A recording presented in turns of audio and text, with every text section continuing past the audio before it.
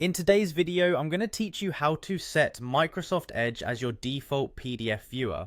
If you're finding that PDFs on your computer are opening in a different application and you prefer using Microsoft Edge for its functionalities or interfaces, it's a simple process to make the switch. So let's walk through this together. First, you'll want to locate a PDF file on your computer. This could be any PDF, maybe something you've been working on or just downloaded from the internet. Once you've found it, right-click directly on the PDF file. This will bring up a context menu with several options to choose from. Next, look for the option that says Open With. Hover over this with your mouse and you should see a little arrow indicating more choices. Go ahead and click on Choose Another App. Now this step is crucial because it allows us to specify which application we want as the default.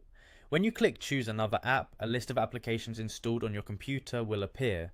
Scroll through this list until you find Microsoft Edge. If you don't see it right away, be sure not to rush. Take a moment to look through the options carefully.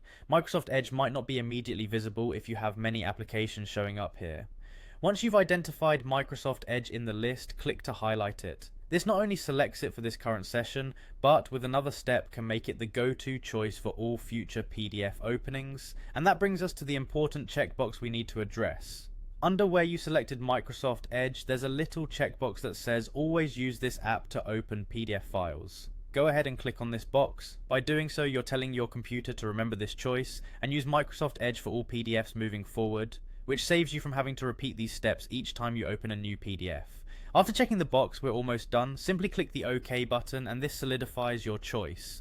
Now any PDF file you open, whether it's something new that you download or an older file you revisit, will automatically launch in Microsoft Edge. And that's it. From this point on, PDFs on your system will be consistently opened using Microsoft Edge by default.